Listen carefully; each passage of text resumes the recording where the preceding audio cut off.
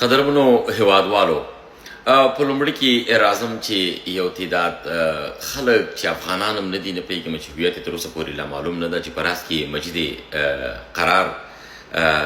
قرار لري. نو دغه شخصیتونه عزیز فولاد سره شخصي عقدې لري.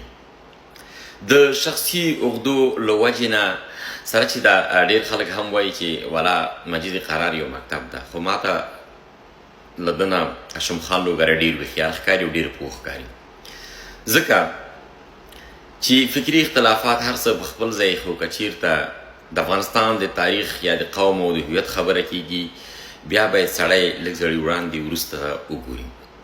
مجید قرار په ټویټر کې هم پوسټ کړی دی، په بعضو ځایونو کې پوسټونه کړي دي د عزیز فولاد په ضد باندې. تاسو پوهېږي علت و انګیزه چېرته ده؟ اصلي علت و انګیزه دا ده چې عزیز فولاد د پاکستان په مقابل کې د خپل خاورې ولسونو نه دفاع کوي او ولاړ او د هر چا ته جواب ورکوي. عزیز فولاد د خپل قام ولس ته خدمت کوي. تاسو ته معلومه ده چې څو موده مخکې پاکستان په افغانستان باندې بریدونه وکړه. په دغه بریدونو کې عزیز فولاد په شمول باندې، زمونږ په شمول باندې ځواک صاحب، همداسې نور ډېری ځوانان، نجیب ننګیال، همداسې خوشحال سادات، همداسې ډېری ځوانان چې هغه د په جمهوریت باندې باور لري، د جمهوریت پلویان دي، هغوی راغله د پاکستانیانو بریدونه یې وغندل او پاکستان یې یو جنایتکاره هیواد وباله او په افغانانو باندې چې کوم بریدونه کول د دې له خاطره یې خپل اواز پورته کړ. په دغه ځای کې د مجید قرار په شمول باندې یو تعداد نور لچکان لنډغر هغه راپاڅېدل، د پاکستان بریدونه ته اولیت ورکړه او ویې ویل چې دا بریدونه په حقه دي، خو کې پرې چې په افغانستان باندې بریدونه وکړي تر څو طالب وکړي. نو هلته که بریدونه شوي دي، په ملکي وګړو باندې ډېرې بریدونه شوي، تاسو ته معلوم ده. دا قضیه ټوله له دې ځای نه شروع شوې ده.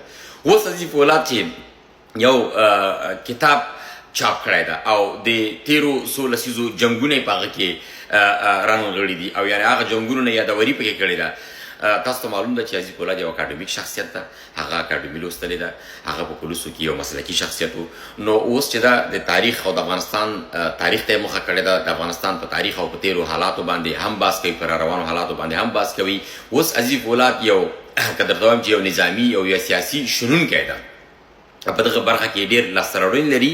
نو دغه خلک چې عزیز فولاد یو کتاب چاپ کړی ده او د هغه کتاب له خاطر چې هغه معزوم کړی تر څو چې زموږ آینده نسلونه د افغانانو په ګټه باندې یو کتاب لیکلی دی چې هغه تر څو افغانان آینده نسلونه زموږ په دې دغسې کتابونه همدا رقم لیکل کېږي، همدا رقم جوړېږي، همدا رقم ترتیب تنظیم ورته برابرېږي، تر څو آینده نسلونه هغه ولولي، پوه شي چې مخکې چا جنایتونه په افغانستان کې کړي، تر څو د هغې تګلاره د هغې فکر تعقیب نه کړي. دا یې د خطره دا کار کړی دی. ولې یو تعداد خلک راجګېږي چې نجیب قرار د سودانې نور لچکان دي، هغه پروژهي خلک چې په پیسو باندې کار کوي، چې خولې خرڅې شوي دي د خلکو په پیسو باندې، هغه د بهرنیو جاسوسان هغوی راپورته شوي عزیز فولاد باندې دا کې دی پی آی لیکلی دی، په ده لیکلی دی، په ده لیکلی پی آی لیکلی که په هر شي لیکلی دی ولس ته خدمت کې ته نرشه دا کار وکړه، ته خپل لاسته راوړنه دې ماته وایه.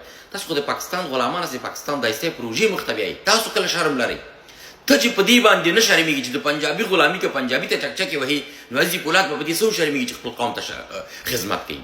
عزیز فولاد فولادي کارونه کړي، دا د زمانې اتل ده، ملي قهرمان ده.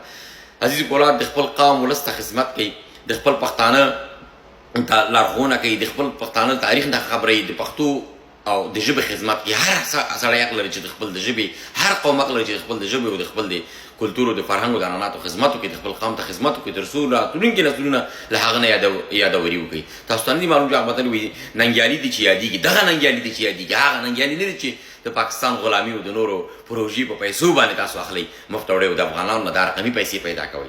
هر افغان هر سړي ته دا درته وایم، تاسو ته یو دین غاړه کې اچو چې تاسو د عزیز فولاد کتاب وخلئ. عزیز فولاد درته خدمت کړی دی، که ستا ګټه مخ ته ورسېږي هېڅ کوم پیسو ته چې ضرورت نه لري. په امریکا کې تجارت لري، کاروبار لري، ژوند لري، زندگی لري. داسې یو باغ جوړ کړی دی چې دا خلک اوس خو دا یو تعداد خلک خو بینیفټ ته پراته هسې، هغه داسې یو باغ جوړ کړی دی چې تاسو ټول عمر یې ووهئ، د هغه غوندې یو باغ یو کور ځان ته نشئ جوړولی، یو حجره نشئ جوړولی.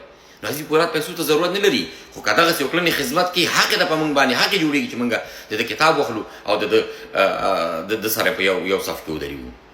د خپل قام ته خدمت کول دا تعصب نه ده، دا ویاړ ده، دا د راتلونکو نسلونو ته یو خدمت ده.